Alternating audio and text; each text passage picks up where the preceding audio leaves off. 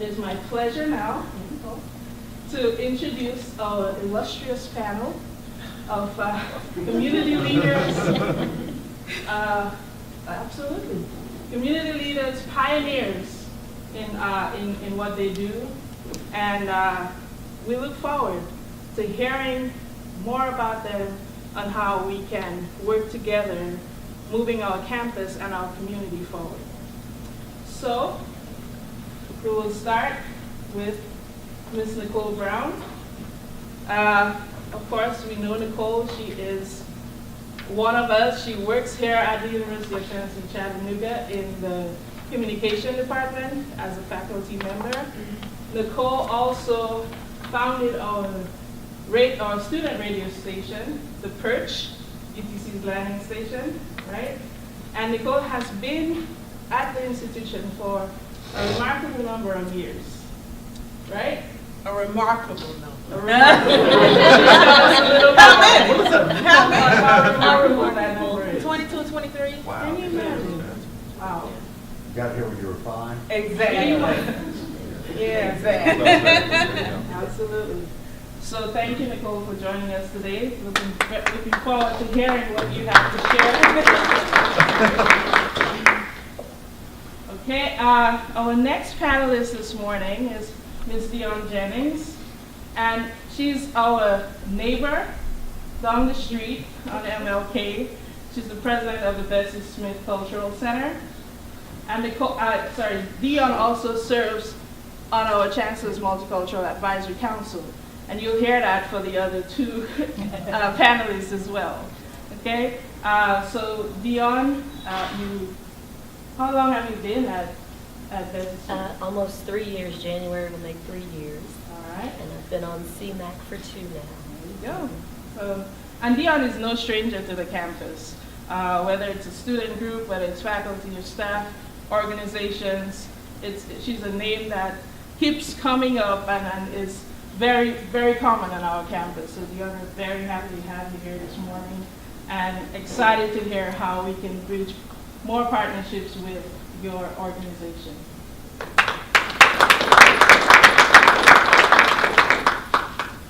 All right.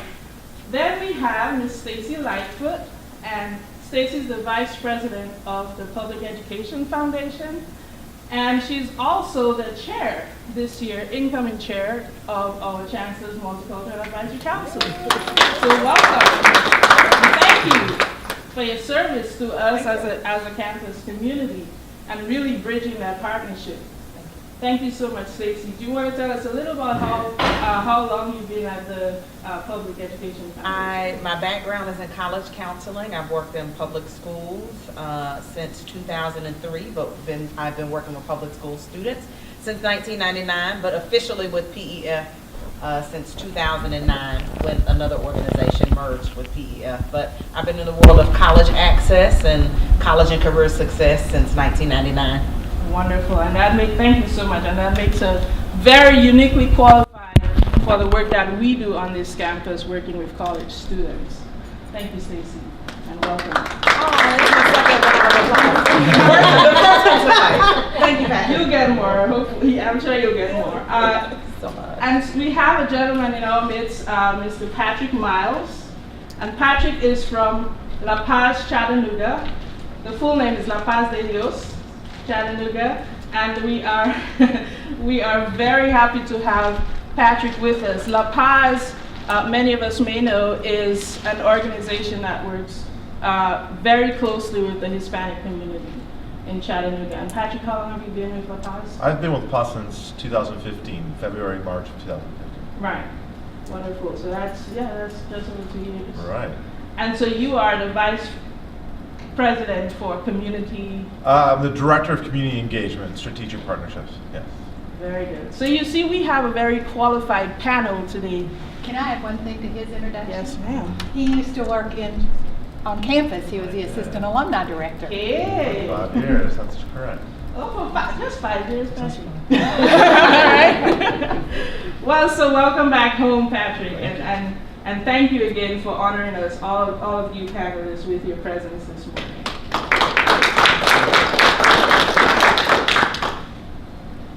Okay, So the format of this discussion is we have some questions for our panelists. I will give them an opportunity to respond, and then we'll carve out time towards the end of the session for a round of Q&A.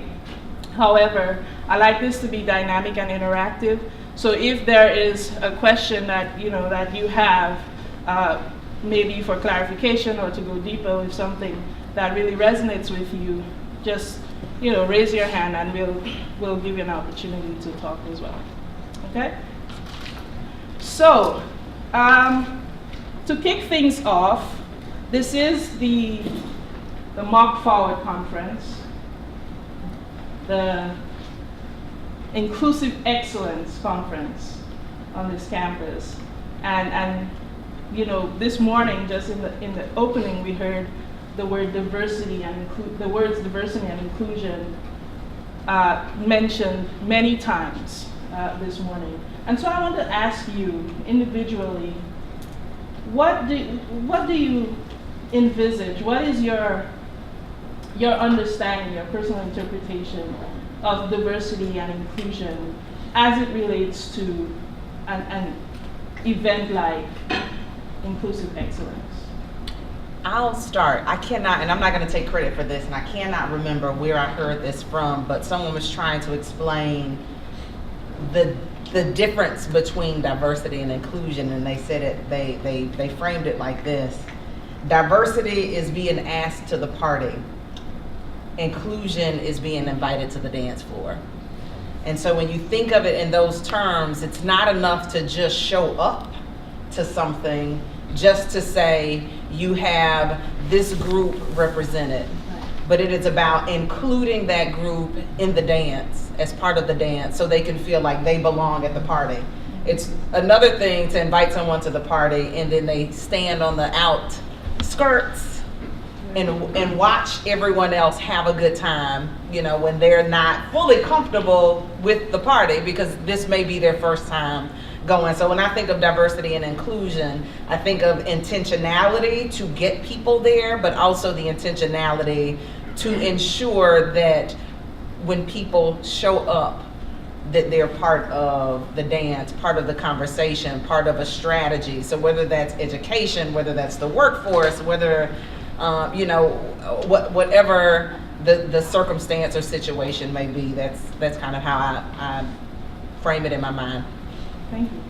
And I agree with Stacy, and I use that same analogy, but you have to be authentic with it. You can't just throw the terms diversity and inclusion around just to say, oh, we're diverse and inclusive, if you're not authentic. Because people can see through the fog of it all, and tokenism is a word that I use. You don't want to be the token. I want to be included because of the skill set that I bring to the table. I don't want to be included simply because of the color of my skin. And so that's why we use these terms, diversity and inclusion, and it sounds great, but if you're not living the talk, then you're really not being authentic. And that's what people want, authenticity, and you have to be intentional with your authenticity.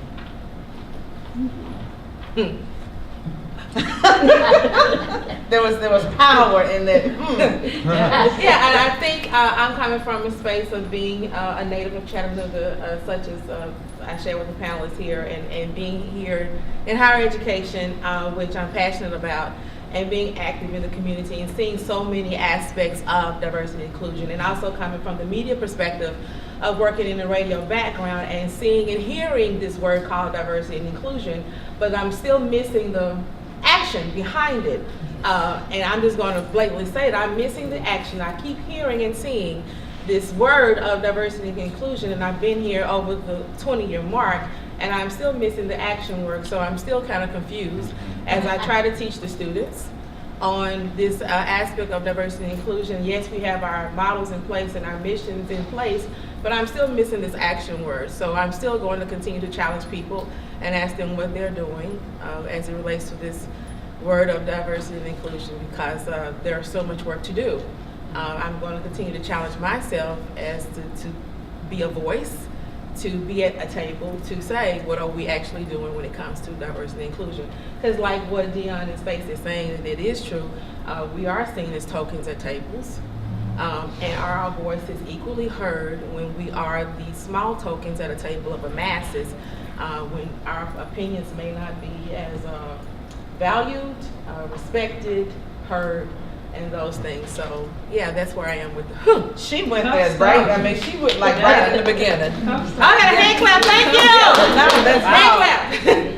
Yeah, Joe? ask a follow-up question, Nicole, please. Oh, Q&A already, let's go. Yes, well, I mean, it brings to mind that you're trying to, with the students, and you mentioned the missions that are in place, and the action in place, and you're trying to get them involved. How do you manage on the fact that it's easier to complain about it all than to actually do something to improve the system within our institution? I mean, what are we doing to try to get the students to understand that you could express your feelings and your opinions, but what are you going to do to make you feel better on this campus? Yeah, so I you try to have the space of having a conversation like what we're sharing right now, and then you start asking, what do you feel comfortable doing? Who do you feel comfortable talking to be your co-champion with what your concerns are? Whether it is from a race, ethnicity, veteran status, whether it's from an LGBT status, what do you feel comfortable talking about? Who do you want to stand beside you to be your co-champion? And let's go have that conversation and go to leadership and have that conversation. I would say this. It was my first time hearing from from Mr. Harris, and then from Stacy as well about that analogy, which I really love. I would go a little bit further, and I would just say that just to be invited to dance on the dance floor is a huge step in the right direction, but it's even a greater step when you're inviting someone to dance that does not look like you, speak like you, or even dance like you. That's even more inclusive. Yeah. And that's where I would say you want to get intentionally uncomfortable to invite yourself with someone who may not look like you, dance with you, speak like you, or believe like you. That's when I feel like inclusion from a personal action standpoint really comes in. It's when you have to personally take the risk to go into an environment that's not quite what you're used to and where you feel good at, but we're able to push your envelope to maybe grow a little bit more. Yeah, and that's a wonderful analogy. You can go so deep with that analogy, really. And thank you, Patrick, for taking that a step further. We can inject the word equity into it, or the concept of equity into it, which really talks about creating that space, which talks about allowing people to dance sometimes, to bring music as well, and really giving people that opportunity to really engage with each other. So thank you very much for sharing with us a little about how you frame equity and diversity in your mind. Can I mention something, because I actually wanted to ask Dione something. Sure. It's around authentic. Authenticity, yes. Being authentic, and what authenticity means when you're thinking about diversity and inclusion. Honestly, what it means is that you care. Not that you have all of the answers, but that you are willing to say, we know we need more diversity. We know we need to be more inclusive. I'm going to invite you to the table, and I need you to help us figure that out. Yep. It's the authentic part is really caring, but not necessarily having it figured out. And I think sometimes people put pressure on themselves, and it prevents them from moving forward because they don't know how to have the conversation. So that's to Dion's point. There's something about what you said that that makes me want to push back. It's it's about complaining. But if people don't know where to go to, who to go to, then they don't feel like they have a voice. And their voice sounds like complaints to the people who don't have the same complaints, who don't live the same kinds of lives or have the same kinds of issues. And so it sounds like a broken record. Blah, blah, blah. Why are they always complaining? Why are they out, you know? So it's almost like the oppressed, whatever group you want, that it's almost as if the pressure is on the oppressed to figure it out when it's not. And especially when you talk about students who are 18 and 19 years old and they're growing up not really in an environment where they are learning in an appropriate way how to express their voices. You know, back in the day, you know, my mom had Martin Luther King, you know what I mean? There were examples of people who were eloquent when they spoke, who knew how to, you know, really get their points across. And I don't think, especially young people in this generation, have those kinds of examples to turn to. And then when you do turn to someone, you may be turning to someone on your campus. If you're a college student, turning to someone on your campus who also may feel disenfranchised. So now, you know, you're in a pool of disenfranchised faculty members, disenfranchised students, and you all have no voice. So it sounds like a bunch of whining and complaining. But it's not the responsibility of the oppressed to figure it out. So that's what I wanted to say. The squeaky wheel doesn't get oiled. So if I'm sitting there quiet and I'm not sharing that I'm feeling oppressed, if I'm not sharing with you that I'm not feeling like it's all equitable and inclusive and diverse, then nothing ever happens and it never changes. And then you have a group of students that come through, they graduate, they leave, but they don't come back. And then you bring in another group of students who come through, they say nothing, they graduate, they leave, and they don't come back. But if you bring them in and you show that their concerns are valid, and you help them find ways to address them, and you provide opportunities for more students, now they're bringing in other students. They're bringing in a more diverse culture. They're bringing in students from their community, like UTC is the place, because they get it, they understand it, and they're willing to help you through it. Well, may I ask, in regards to the analogy of the squeaky wheel, within our system, who's responsible to go get the oil? Because we say the oil's right here to take care of it. Am I supposed to be with, you know, within their administration, be, you know, their support, go get it and oil it for them, or help them find the oil so they can oil it themselves? I think as leaders, it's kind of all Everybody. of the above. Sure, yeah. It's all So of we the pick up the whole above. can together. Exactly. Okay. So I'm going to take your hand. Where are you feeling disenfranchised? What's not working for you? Well, let's figure out together Let how me to work connect that you out. to this person. It's Exactly. about caring. Like, you don't have to figure, you know, you don't have to have the answers, right? But if someone knows that you are willing to help them find it, it's everyone's responsibility. I work in public education, and I liken what you've asked to, you know, whose responsibility is it to really build the city up, right?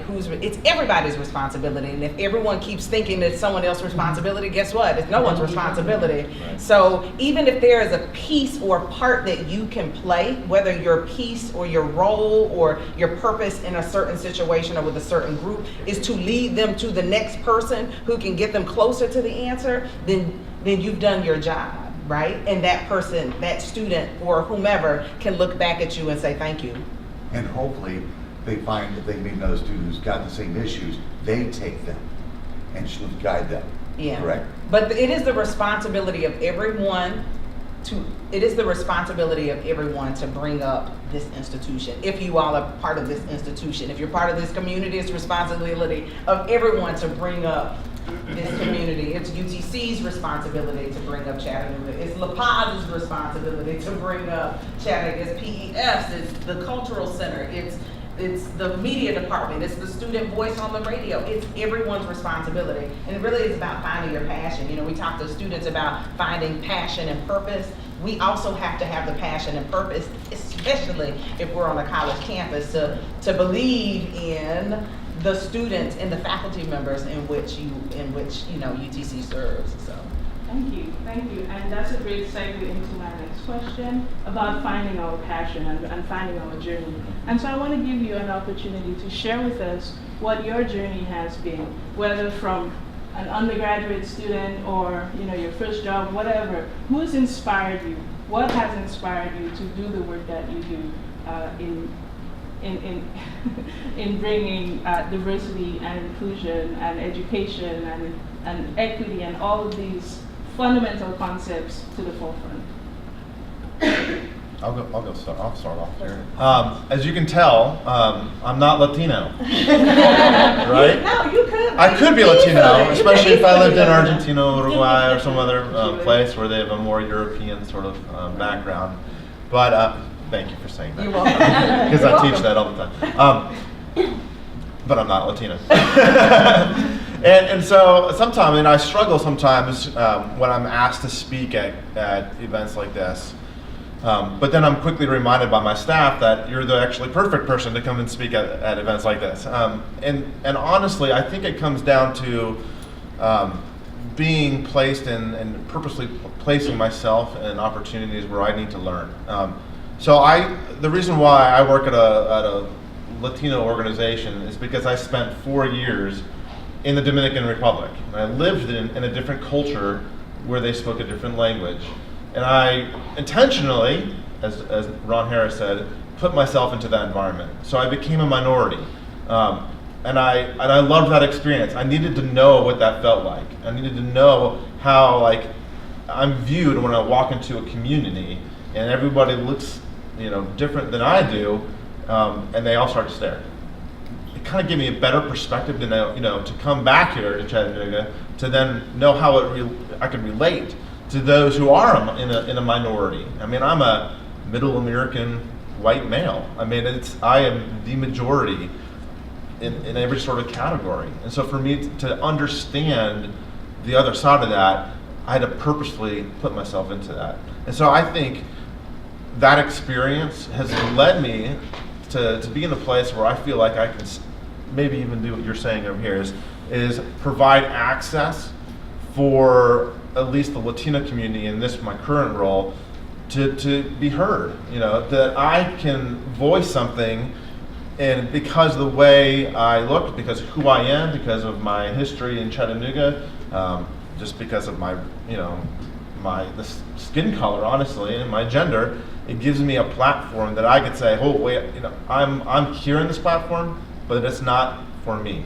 I'm here because it's for them, and so I want to provide my voice, or at least a place for their voice to be heard through my environment, if that makes sense. So, but I think it's an intentional aspect. Does that make sense?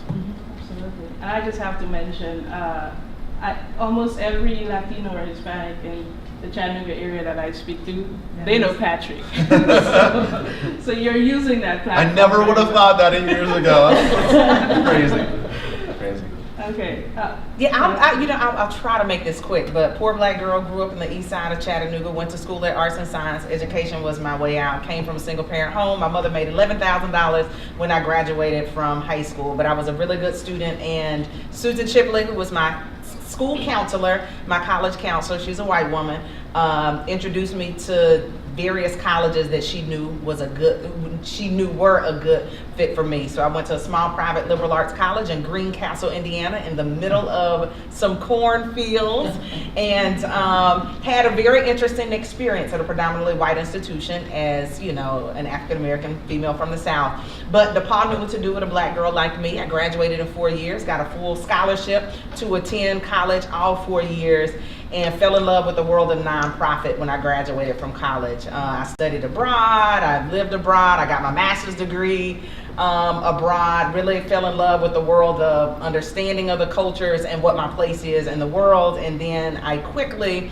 at a very young age, in my mid-20s, found my purpose, and it was to be a Susan Chipley to other students and helping students in the public schools find colleges and post-secondary pathways that are the best fits for them. So whether that's 2-year, 4-year apprenticeship program, it's understanding who the student is, their family situations, and helping them navigate the appropriate path to find the best fit. DePaul University was the best fit for me, and I don't think it's the best fit for everyone, but I just take pride and I enjoy in working with students and families, helping them navigate that pathway. So that's my purpose and passion, and that's what I do now at PEF through a myriad of college access and success programs, and most recently an internship program for low-income public school students, where we're connecting them to work at businesses They have the biggest barriers to success, collegiate success, career success. So intentionally placing low-income students, white, black, brown, whatever, with business leaders like Dione at UTC. UTC had interns, and exposing them to the world of work so they can see what their place is in this world and how an institution or business or an organization could, add to their lives. Was that quick? Yeah. Oh, okay then, thank you. We're good on time, so thank you. So for me, I was born in Philadelphia, lived in an all-black community, went to an all-black school. My parents divorced when I was 8 years old. My mother and I moved from Philadelphia to Colonial Heights, Virginia, one of 3 black students in an all-white school. And it was a culture shock for me. And that's what it was pretty much throughout elementary school, middle school. There were a few more black students. High school, same number of students. We probably made up 10% of the school. So I had to readjust, going from an all-black community to being this minority and not really knowing how to deal with it. And not only that, they were putting me in these special groups for kids with divorced parents or for minority students only. And I thought, what the hell? Really? And my mother kept saying, you don't need these classes. You don't need that. Stop putting my daughter in these groups. And I'm like, well, I'm getting out of class, so it's really not that bad. But she kept saying, no, don't let them put you in a box. And I'm not going to let them put you in a box. So then teachers started reaching out to me and seeing things in me that I didn't see in myself. And then I became an adult, and I realized other people were seeing things in me that I didn't necessarily see in myself. And one day I became a mom, and it just clicked. And I started to see what my mother saw, what my teachers saw. And it was like, I need to start taking advantage of all these opportunities and trust and believe opportunities are always being laid out like a red carpet. And I always call myself the golden child. That's just my name for myself because I feel blessed and I use that opportunity to bless others. So if I take all of my advantages and opportunities and only keep them to myself, what good is that doing to the rest of the world? So I have to give back. I have to pull others back. I have to show students that I can tell they don't see the value in themselves. I have to show it to them. And I have to share my story with them so that they can understand their story and get to be the great people that they're destined to become, whether that's a college student, a high school student, or an elementary student. I walked into a school one day where they asked me to be a speaker, and there were probably 90% Latino students. They were all girls, and it was about 10% black students, females, and my hair was natural at the time, and I walked in and I said, my hair is a hot mess, it's all natural, but guess what? Guess what I do for a living? And then they sat up like, really? And then I shared my story, and then I could see that the wheels were turning. And so I told them, don't let someone put you in a box. Don't let someone else write your story. Write your own story. Think about who you want to be and start working toward that and find the people that can help you get there. And so that's why I do what I do, because I was not going to be in this box, this little black girl from divorced parents in an all-white school, and let people define who I was, because that's not who I am, and that's not why I am where I am today, is because I wrote my own story. All right, Dione. Stacy. Nobody else knows I know this woman, and so I'm just real. I feel good. Oh, they pointed to me, so I guess you want to hear. You all know Michael Jackson, Prince, Janet Jackson? Yes. Okay, so this is my story of playing the music on the radio. I'm having a good time and did not understand the platform that you have in the media until I started meeting the listeners, the little people, listeners, and then they're looking at you and you seeing this hope. Hope. You keep seeing this hope, and then I'm thinking, you looking at me for that? I'm the one trying to have a good time. Don't look for me as that mentor person. So I had to understand that I'm a first generation college graduate. I'm on the radio. You got these little people depending on you. I'm merging into UTC and higher education. I'm working here, and then voila, this is something passionate. This is education. You have an opportunity here. UTC, if you work here, they'll pay for your education. I ended up being recruited, manhandled, and everything else. So go get your degree, bachelor's degree. So I took advantage of that. I was like, hey, it's free, let's go for that. But I'm still on the radio having a good time. And then the platform started changing of my passion. I'm done playing these records. I want to educate my community. I want to empower them to do something better. I want to show them the steps that I was not shown. And so ended up working in, I'll give you a fast track of working in equity and diversity as the coordinator and providing opportunities for international students and minority students to have access to higher education through graduate assistantships, empowering them to get their graduate school paid for, and they get a stipend, they get to work for faculty and have opportunities, and then you're going, wow, this thing is really powerful, where you can empower so many people that will impact not just themselves, but their families and their generations down the line, and working in equity and diversity and seeing the need to continue to do so much more, because this institution was created in 1886, and to meet the first minority graduate from University Chattanooga, who was not admitted at the time he first applied, and this man was a college president, and you're beginning to feel the weight on your shoulders, and that's some serious weight, and you're beginning to really understand what this platform was, and you got to say goodbye to that person that was dancing on the radio having a good time. That day is over. You have to begin to take your role seriously, take your platform seriously, because there's so much work to do. Dr. King is gone. Sojourner Truth is gone. Those people are gone. Who are you looking to? And why are you looking to? Start being somebody today. Look to yourself, look in the mirror. That's what you have to deal with. So if you can help somebody today, deal with that. The work of equity and diversity is tough. I know that because I was there for a long time. But you can empower and help so many people. And then for me to transition to the communication department and deal one-on-one with the students, I love the couch in my office because I get a chance to empower those students one-on-one, and they can go out, and when they graduate, they will be able to not just empower themselves, their parents, their children, and their generations of their families to come. And so I'm not new to this, I'm true to this. I know how my mother, when she walks into the building that I work in called Frist Hall, that's the building that she cannot walk in the front door to. And she's a native of this city too. So this is not just something that I'm taking lightly. When I walk into the front door every day, I am empowered. My grandmother was illiterate. One of my grandmothers could not read. I have an opportunity every day. So yeah, this is serious for me. I'm done. Wow. Thank you. Oh, I didn't do that for that. I mean, I appreciate that. But, This is for yes. You asked a follow-up question for Mr. Miles. Yes, sir. And you're going to the Dominican, you said you went to a place to experience being in more of the minority. My question to you, sir, is that were you already proficient in their language? Not at all. Okay, so that made it worse, did it not? It made it much worse. So like, I mean, but I'm the type of person who, and I'm still like this in my office, so I don't mind making a fool of myself. So I don't mind getting out there and verbally vomiting all over the place, because that's, for me, is the way to learn. My wife, on the other hand, is someone who's a little bit more shy to speak, but quick to listen, which is fantastic. Person I married up for that, for sure. She's the wise one. So together as a team, we did great.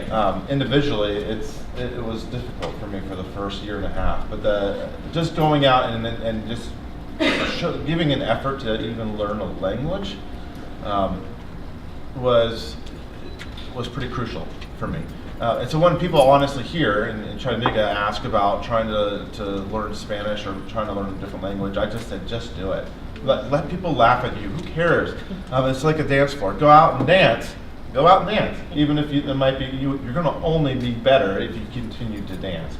And so for speaking a language and even understanding a culture, it's about getting out there and continuing to put yourself in that environment and utilizing what you do know, being open to correction, which I think is the big one, and then actually turning and making those adjustments as you go along. Thank you. Thanks for asking. So our motto at UTC is students first, right? We're here to serve the students. We're here to help them and help mold them and prepare them for the working world and for the job market. How do you express diversity as a business imperative? How would you express that to students how important it is for them to accept the invitation to the dance, put themselves out there and be prepared, and allow themselves to be prepared for the job market. If I can start, we most recently, PEF, in collaboration with Benwood Foundation and Blue Cross and Blue Shield, who were champion funders of our Step Up Chattanooga program. Step Up Chattanooga is a robust high school internship program for Chattanooga public school students, 10th, 11th, and 12th grade. We train those, they're nominated by their school counselors or administration. They are trained for 8 hours on 21st century work-ready skills, soft skills, how to shake people's hands, how to look people in the eye, giving a 2-minute speech, how to introduce yourself, mock interviews, resume writing, you name it. We take those students and we train this year. We just finished our second year.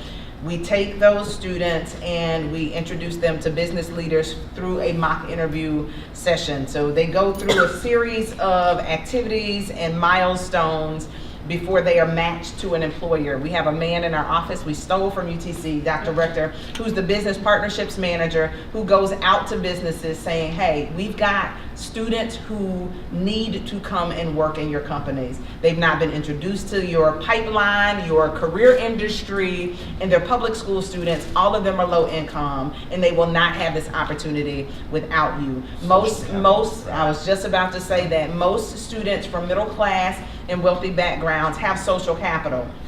Their parents are able to call their friends because their child is interested in law, and their parent is able to call one of their friends and get that student an unpaid internship at a law firm so they can see what the world of law looks like and how it works. Or their church members knows a doctor because their students are interested in doctors. So students from middle class backgrounds and upper class backgrounds have a type of social capital that low income students do not have. They have a village of supporters and people who want them to succeed. They just don't know all of the pieces and how to connect those students to the next steps. And so what Step Up Chattanooga does is just that. So the business model really is taking public school students and introducing them to the world of work. But even more than that, it's introducing those businesses to the talent that lie in our public schools. When you think of a public school student, I know this used to be the saying that people had, 20 years ago. If you want your child to go to college, send them to private school. If you want them to go to work, you send them to public school. So we have to fight public perception of what a public school student can do. And this program has changed lives in so many ways by introducing students to working alongside Robert Young at Chatham, working alongside Dione at the Bessie Cultural Center, creating mentorships and letting these businesses know that, my goodness, there is talent in Chattanooga that I have not tapped into. I can diversify my applicant pool when they're ready to get a full-time job. I don't have to train them. I've already spent $7.25 an hour on them. So, working with them as a young student. So that's one of the ways in which PEF partners with the community. UTC had interns. The first year Step Up was last summer. We placed 76 students in 46 businesses. This was the second year of Step Up. We placed 153 students in 97 businesses. So we are changing lives in such a dramatic way, and I think the businesses are actually blown away by the benefit that they are getting from this, because you think of like, oh, this is going to be so great for the students, but what these employers are walking away, and what the worksite mentors who create the daily schedules for these students are walking away probably equally, if not more, impacted, because we were able to kind of marry public school students with these private sector or public sector businesses. So that's what we're doing. Can I just ask a quick follow-up? Yes. I'm from Maine, so moving south was a cultural experience for me. But I was really shocked. I have a 3-year-old daughter, so we're not into the school system yet. But I was shocked at the amount of private institutions in Chattanooga, because I'm from rural Maine, and there's one high school and everyone went there. How do you see this extreme diversity in the different schools affecting the community overall in your position specifically? Oh, wow. I think we all see it. Yeah. I think we all see it. There are pockets of poverty. Our school system is zoned unless you go to a magnet school. So if you live in a poor area, you're going to a school with a lot of poor students. And I mean, it affects, poverty affects this city in so many ways. The housing structure and the affordability of housing. If a family wants to move somewhere nicer, they can't because they can't afford it. They're underpaid, they're under, it's not underskilled, I forgot what the chamber calls it, but when you're just, you know, when you have a parent and that parent is 40 or 50 or 60 years old and they can't make over $10 an hour because there's no place that will hire them. So you're talking about a cycle that needs to be broken, and it doesn't just stop with the schools and the families. I mean, it really does involve workforce as well. We see the effects of that in just about, I mean, every school.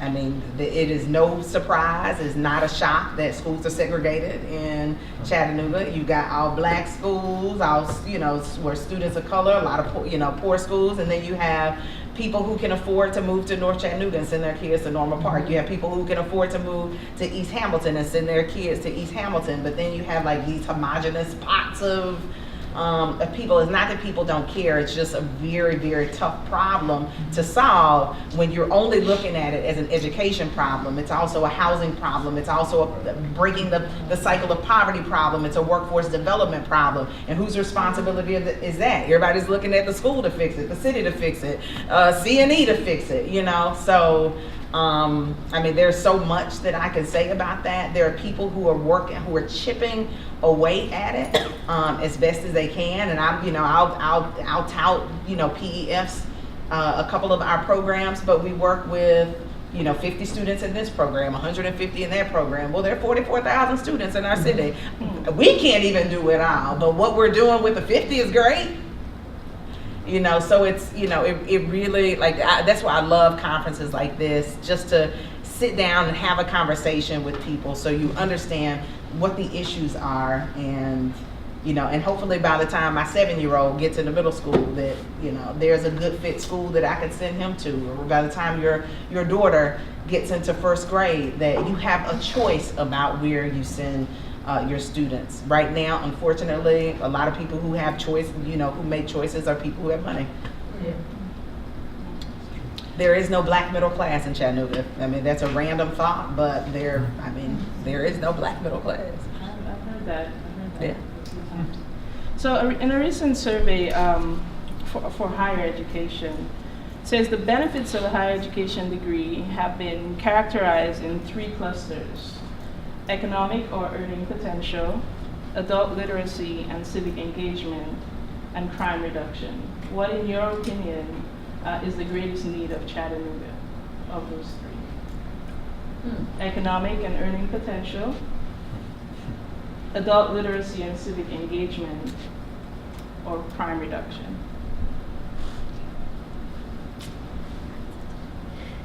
I mean, I feel like I am monopolizing this conversation. Well, I would say, I mean, I'll just speak for the Latino community. Yeah, the adult education is a really big one, but I'm just speaking mainly because, so the Latino community in Chattanooga, then there's really 2 groups that we're talking about. We have a largely lower income indigenous Latino community member who comes here who has very limited education, maybe 2nd grade, 3rd grade level education. That's probably about 75% of our Latino community members fall in that category. And they come from really small rural indigenous communities where honestly, Spanish is their 2nd language, where a Mayan language is their 1st language. If you didn't know that, the Guatemalan community is the largest community in Chattanooga. The largest, Guatemalan. Not Mexican, thank you. Not Mexican, Guatemalan is. And so of that community, they primarily speak a Mayan, like Mayan, okay? This is Native American, yes, Native American, ancestry. They're still speaking these languages today. And so Spanish is their 2nd language, English is their 3rd. And yet, so you have these, you know, people, adults who've taken a risk to move to another culture, another country, who have limited education and are working on a 3rd language, but their skill sets aren't there. And there's a gap between what they have access to and their skill level and understanding level to those around them. and that gap continues to increase and grow. Even technologically, it is a huge. That's even worse. Most of the members of that particular community have never turned on a computer, ever. So we're in the United States, it's a very computer-driven, society here. So there is a lot to go as far as adult education in regards to that. Now adult education will lead to economic stability down the road, but there also has to be opportunity for that to take place as well. Can you tell us a little more, Patrick, as far as La Paz and how La Paz meets the needs of those of these individuals? So La Paz in general is an agency that helps. Our biggest mission is to connect people to resources. And that's the biggest thing that we do. So we work very intentionally to work on partnerships where we can, depending on who comes in our doors, we can just turn right around and connect them to the right people. But we're also about advocacy and inclusion. So we will, our base is social services. We're a case management firm. That's how we started out when the Latino community first came to Chattanooga and was growing. You had a large percent started to go to Partnership for Family, Children, and Adults, or started to go to the police department, and a lot of people just did not know how to respond to them. They didn't know the language, they didn't know how to culturally identify with them. So La Paz initially just started by being a social services agency. Now we've kind of grown, we are still that, but we've kind of grown out of that to also being a little bit more advocacy and education driven. So now we go, and one of our biggest things we do now is to go into other agencies to help them build their capacity to better serve and include the Latino community. So it could be right now, for example, we're working with the YMCA to help them improve just their membership platform. Are they actually putting out their material in appropriate Spanish? Are they actually marketing in the Latino community? We're doing that the same thing with businesses who are starting to realize that, hey, well, there's a market that we're not even tapping into here, and you have to approach that market in a unique way.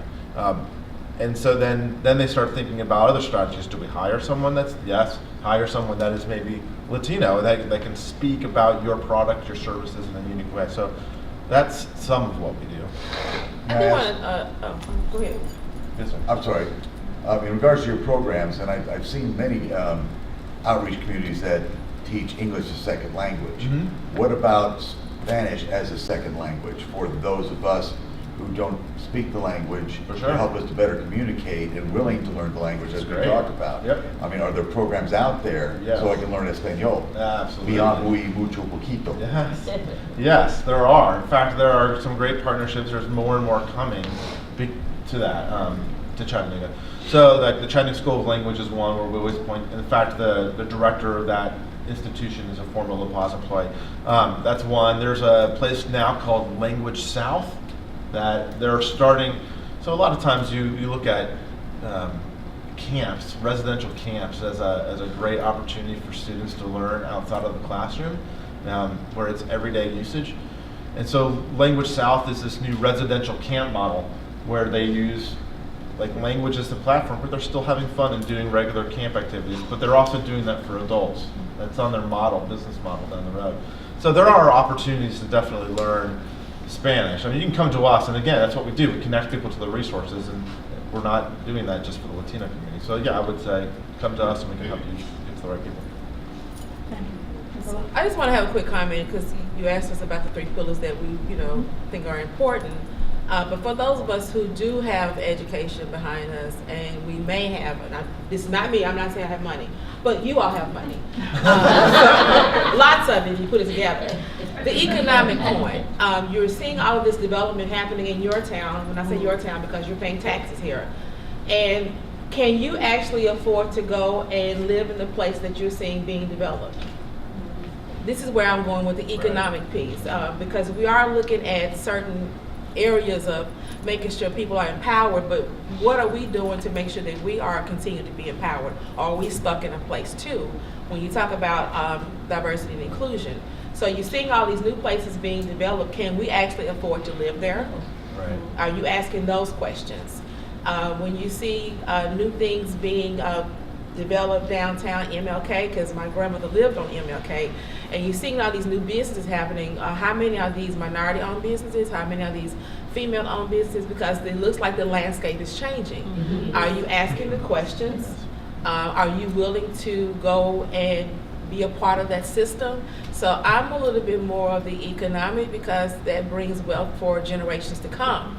So if we're not addressing this today, then what's going to happen 5-10 years down the road? Oh, now you're going to complain.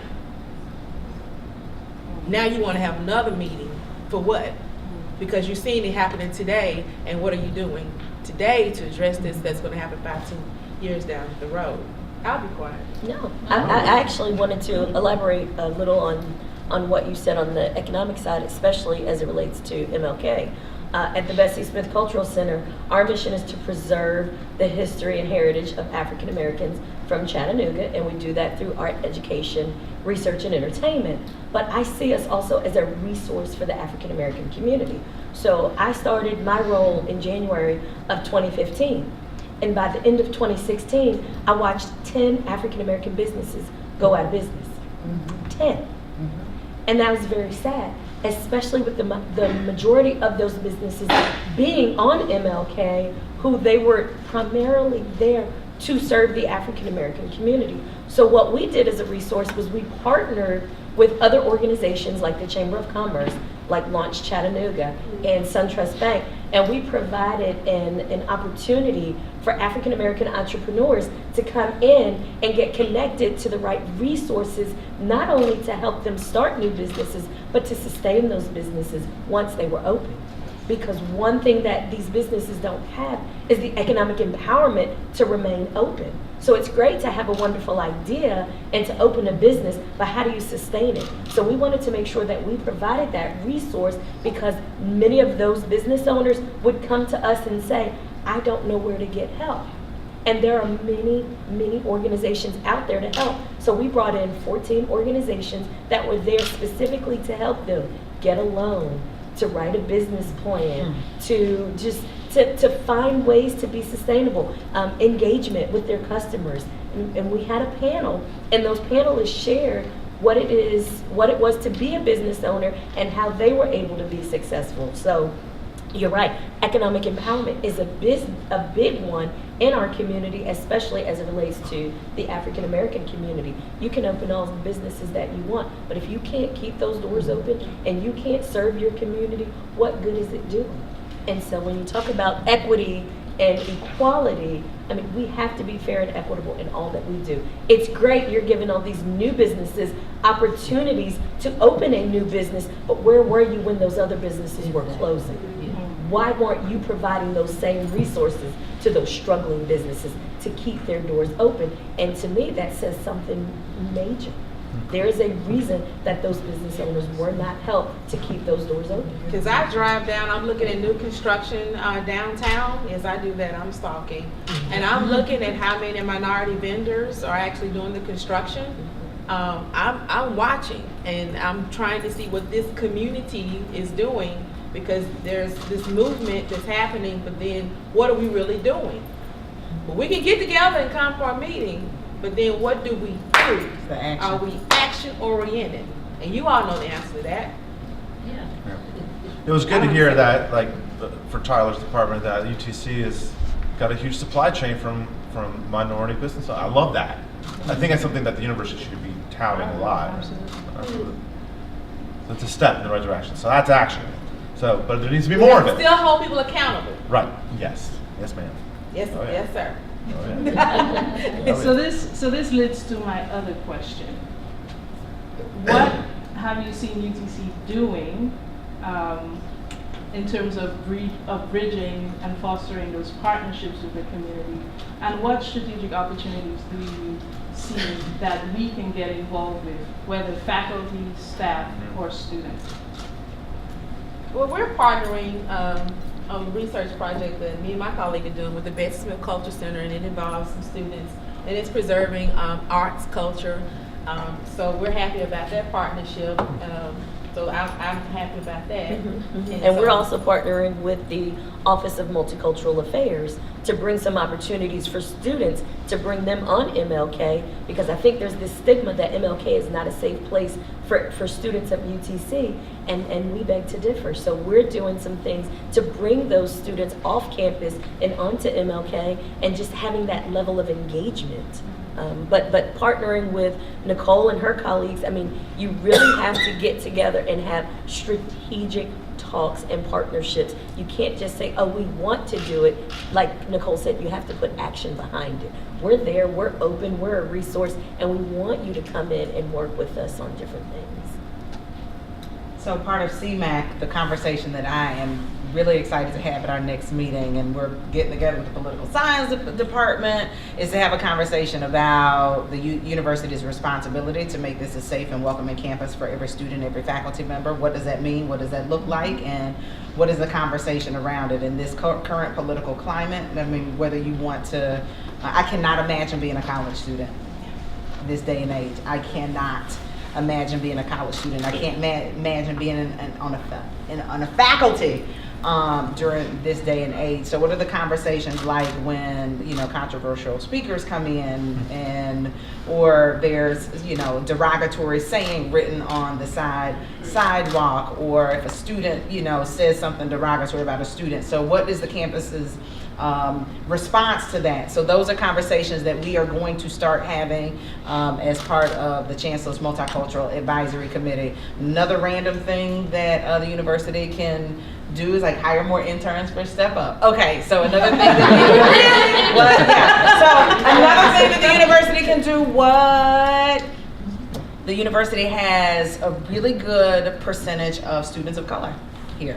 What are we doing to ensure that those students of color are coming back for the second year? What systems are there in place for those students to succeed within 6 years?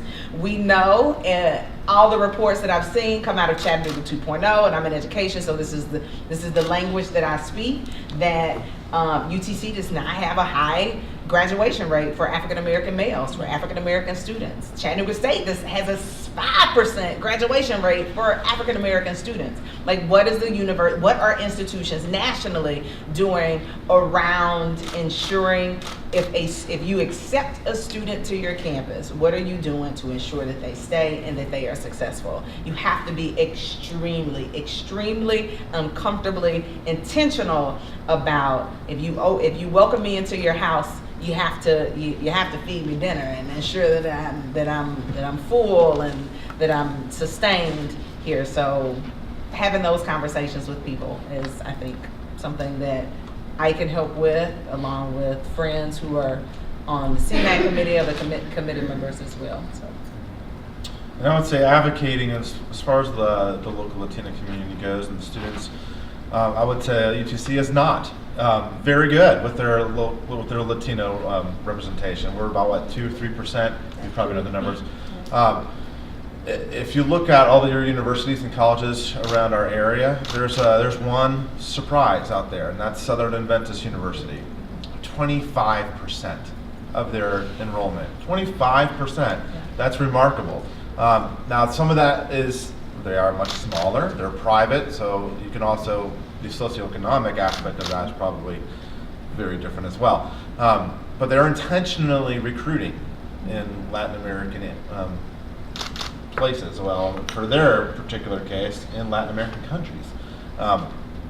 But what can we do to advocate? Can the university has a platform where they can be advocating for better access to higher education for Latino students? And well, that's a hot topic right now with DACA and with everything else that's going on in the news. You know, is the right to an education for public education. And who has that right? Well, right now, anybody has a right to K through 12 education. Anybody, whether you're undocumented, whether you're documented. But the moment that you want to attend a public institution of higher education, well, now I can't attend. Because you've just outpriced the opportunity. Going back to economics again. So, you know, what can the university do to actually say this is not only good for our student body, but it's actually good for our state and our community, because the more that we allow our students to to access higher education, the more education they'll have. That which will lead to, again, raising them potentially out of poverty as well, which will break somewhat of a cycle. So Patrick mentioned Southern Adventist University, and I wanted to say UTC needs to get out there and reach out to the community and not wait on us to come to you. Because I can tell you the name of every development coordinator at Southern Adventist University. They come to me all the time asking, how can we help you? They're in Collegedale, and I'm on MLK right down the street from UTC. But they come to me and say, what can we do? They invite me to all of their events. We're going to be there tomorrow to go recruit volunteer students from different groups to see how we can get engaged with their students. But they're always on my phone, in my email, at my door, trying to figure out how they can partner with us. Every year for MLK Day, they provide students. We've had over 100 students from Southern Adventist University come out to the Bessie and volunteer for the last 3 years. But they come to us. I'm only one person. I can't always go out there and actively recruit. But if you come to me, my door is open and I'm willing to find ways to partner. So that's something that I think we could work on here at the university is it doesn't just take one person to go out and have all of your faculty and staff reaching out. Because like I said, development, they're typically not the ones doing the community engagement and volunteerism, but I can name every last one of their development officers because those are the ones reaching out to me. And that's how they're getting what they need, their return on investment, because they know that if we get engaged, now she'll come out and she'll bring people our way. So don't wait on us to come to you. If you have something and you want to bring it to us, come to us. Our doors are open and we're willing to partner, but we can't always seek you out to find the right people to get engaged with on your campus. I think what you're seeing too, because I see two hats, because I'm in the community and I work here at UTC. I think what at UTC, we all are doing a lot, but we're not funneling that into one message. And so we have our bubbles where we are doing exactly what you all are suggesting, but it's not funneled in where everybody sees the message. And so maybe we can come together as the University of Tennessee at Chattanooga and make sure we funnel our message out where the community sees that, because we are individually and departments, we are doing a lot. And I see some heads nodding, but we probably need to make sure, and maybe with CMAC, we can make sure that message is funneled out where more people are seeing that. Because I hear and I see so many people doing these individual things, and you go, why didn't you tell the university about that? Oh, I don't know, I'm just doing it. Don't just do it. Tell them so it can be published so other people will see what you're doing. Because it's kind of disheartening to hear this message here, and I'm thinking they don't know that so-and-so is doing this. Like the Student Support Services has the highest graduation rate for black males on this campus and has historically done that. But you know, who would know that? Cheryl Golston has done a phenomenal job with their program. You know what I'm saying? Mm-hmm. But I know that because I worked at Equity University. So it's just about getting the message out. So email me if you need to. Is that Sarah? Yes. That's one of my students right here. Can I ask a question? Nicole, you know I love, because I love action. All about the action, being a theater person. Got to commit to it. So I had a question about action steps, and I think right now the answer for at least us at the Southeast Center is to reach out more to CMAC. We've done a lot of great things with the debate program and different things. We've even rethought our fieldwork model in the arts, where instead of just going to the schools that have those programs, let's go to the schools that don't, because it's a win-win, because our students they're given the reality of the field. Of not every school has access to the opportunities that those students that are coming here to pursue those dreams have, and to be the person who is able to open that door. But what's hard for us is we're so passionate about getting the work done, we're the worst at getting our story out. That's the biggest problem that we're trying to solve.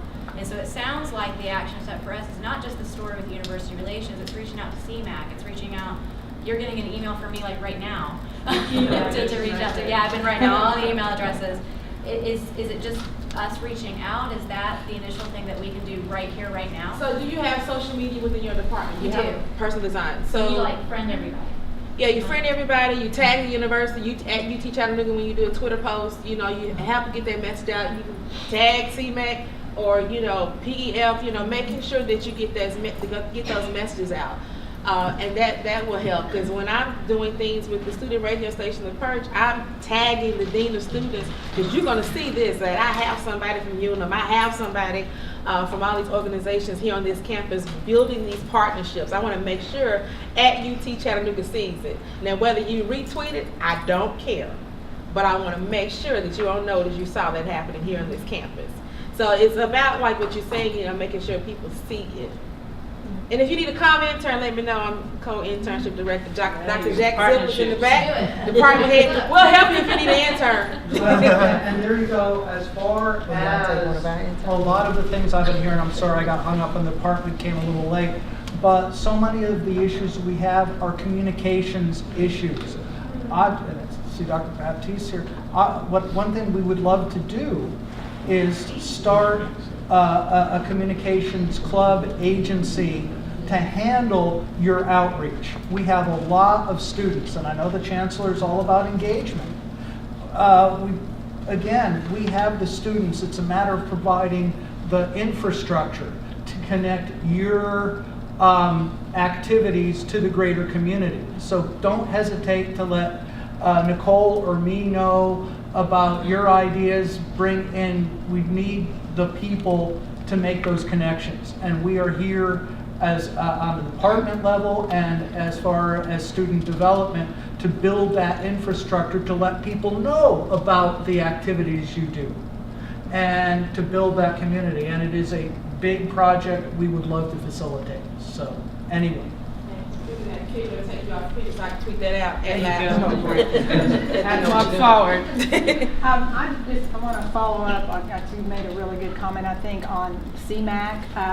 Because we've had the Chancellor's Multicultural Advisory Council for several years, but I think sometimes the reaching out, what people think is reaching out is send CMAC a list of all the activities that are going on. Right. And that's not how we want that to work. And so I think with Stacy's help, we're gonna change that, because it is a group of people. Ron Harris is on it. It is a group of people that can connect you anywhere with anything. I mean, we've got these three fantastic panelists on there as well. And so we got to figure out how to reach out, and then how to engage them, because they are all wanting to be engaged. But it's not just saying, hey, come to my event. Yeah. Does that make sense? Oh, perfect sense. Yeah. No, because I think that's what we assume. Yeah. That we just send the email, hey, here's Right. imitate, but we got to do more. We got to be intentional. We've learned a lot in the last 3 years since in my role at the center. Going out is so important. You can't assume that with anybody, that when you invite that they'll come. You've got to show up. And I also have really appreciated what you were saying, Patrick, about it's okay to put yourself out there and to make the mistakes, because you're not going to learn unless you put yourself out there. And you gotta just let go of offending people, because if you're doing it with the heart, an authentic heart to serve, and you care and you really want to connect, I think people read into that more than if you make a mistake or call a group the wrong thing, or you say Mexicans instead of Guatemalans. I think people hear your heart more. And so I think the more that we can go out and we model that for our students, that's the best teaching, is when we model the behaviors that we're expecting everyone to do. We want they're always watching. And so I think there's a lot that we can do. Thank you. I have a question of the three panelists other than Nicole. Within your organizations, there is a potential demographic that would encompass everybody that you work with that are the military-connected population. Have you ever done any type of survey to find out who within the people you work with have served in the military? Because in what I do in creating transitional programs for the men and women leaving the military, now coming to academic life, I've created a number of different partnerships within veteran service programs in Chattanooga. That there are potentially a lot of veterans within your community who are not getting their full veteran benefit, to where they can get education, where they can get guaranteed home loans, where they can get medical services. The Hamilton County recently hired a full-time veteran service officer, Chuck Alsonbrook, who's great. He comes on campus regularly to help out with the student veterans. You might find that there are a lot of veterans out there who either served or had family members serve who are not getting their full benefits because they don't know what to do with it.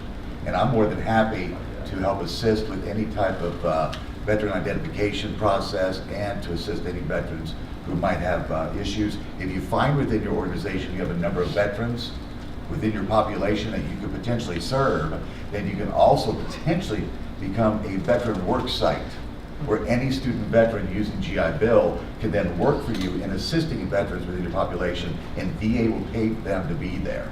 These are some of the, the different things you could potentially do to improve the services within your population.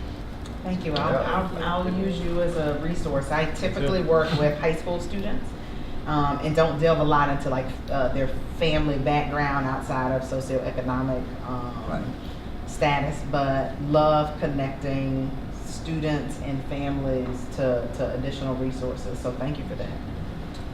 Thank you. And as we wrap up, do you have a question? I do. Okay. I'm sorry. I want to know, you keep saying bridging the community and everything.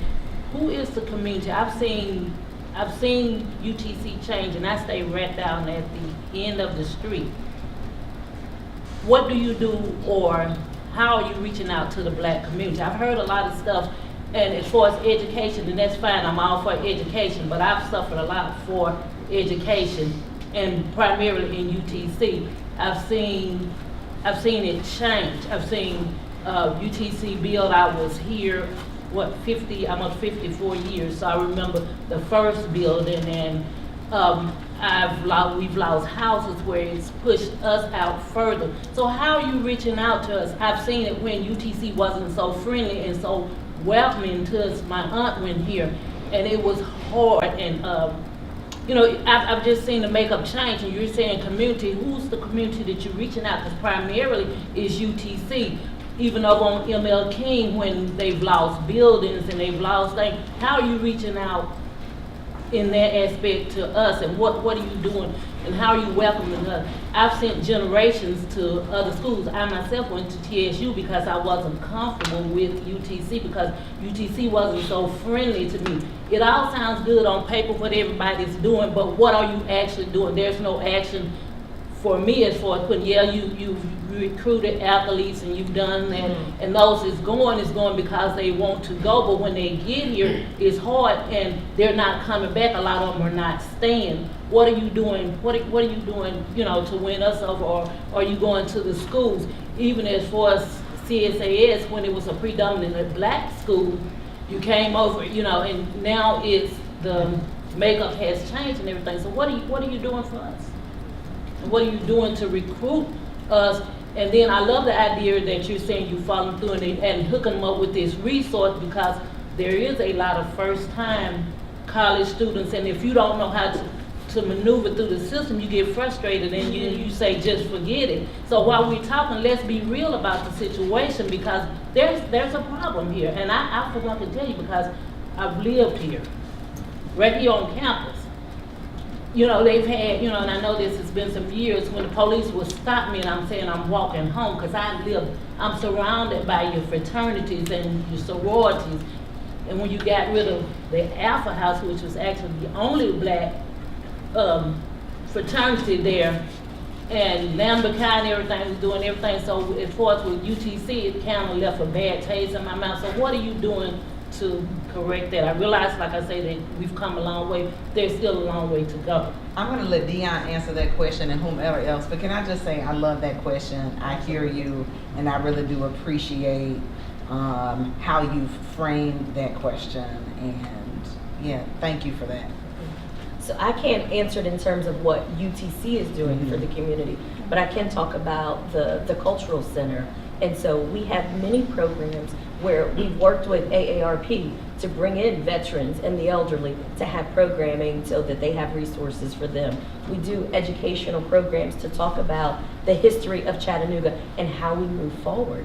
And I don't know if you're on social media, but we're on Facebook, Instagram, and Twitter, and we're always promoting the programs that we have. We have a free concert series on the lawn to bring the community together every Thursday night from 5:30 to 8:30, where we bring the community together through music.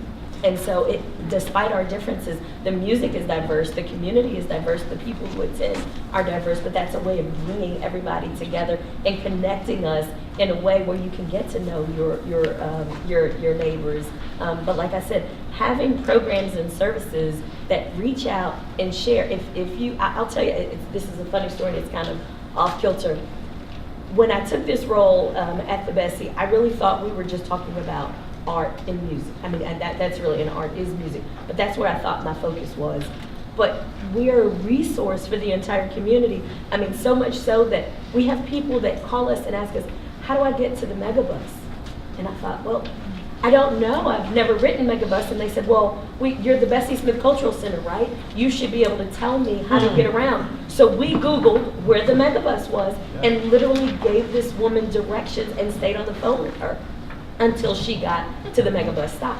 I mean, that's how we serve as a resource for our community. If you come to us with a need, we make sure that we connect you to that need. And so that's what we're doing on our end, but I can't speak to how the university itself is connecting to the community. I hear you, and you are absolutely right, and there is continued work to do, and for you to share the statement about walking home in your neighborhood, and this campus is in your neighborhood, no, those things should not happen, and you are absolutely right, and I applaud you for saying that in this public forum where you have witnesses that have heard you, and hopefully that as we move forward, that those kind of conversations will be addressed so that won't happen to nobody else that's paying taxes that live in this residence.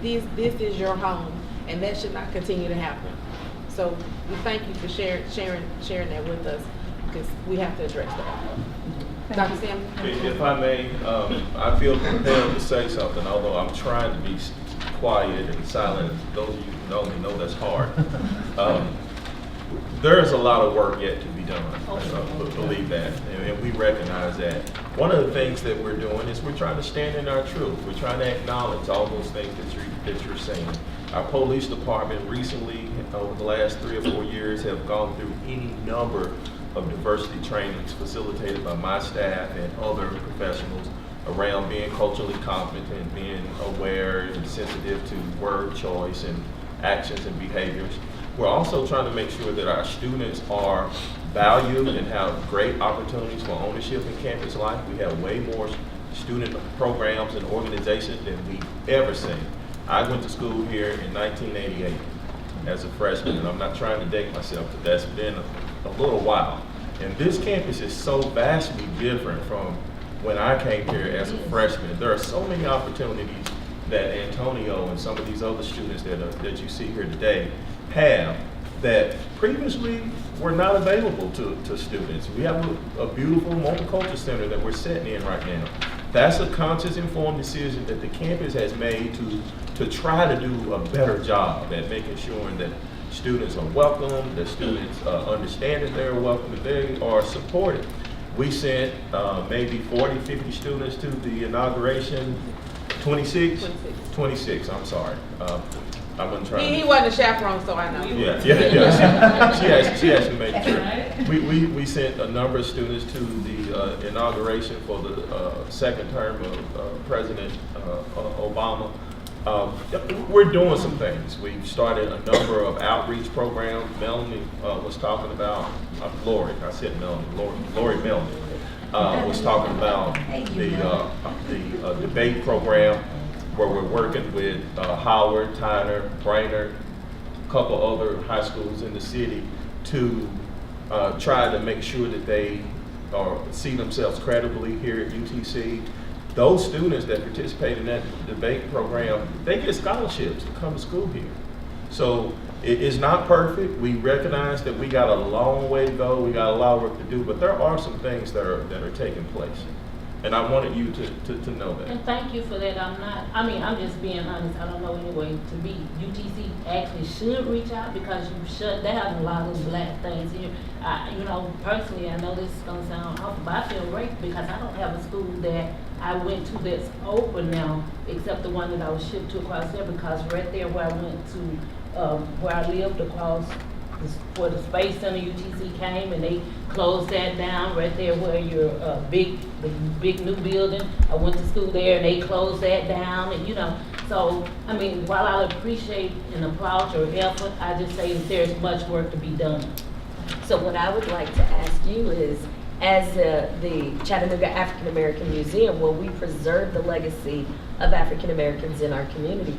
If you have photos from that school, if you have information about your schools, bring them to us, because we can preserve it in the museum where it will live on forever in our walls, and you can always come back to it. Your children and your grandchildren can come in. So we would ask you to share that information with us so that we can document it and keep it for historical reference, so that it's never lost. The building may not be there, but the feeling behind it and the photos could still remain for others to see. And I would also say that, you know, I hear your concerns a lot too. And being on CMAC is something that's good. You're saying it to the right people, okay?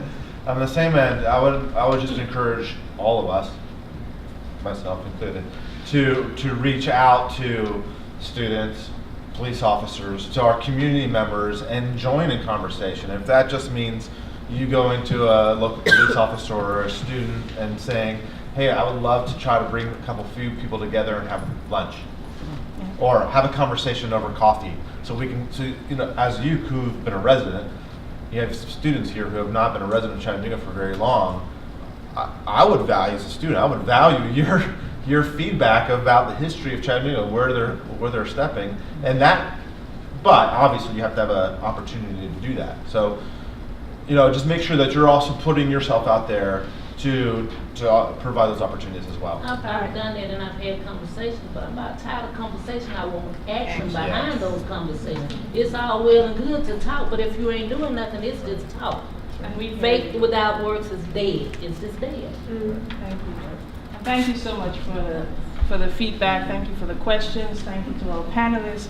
But we've been using the word conversation, and every conversation must come to an end.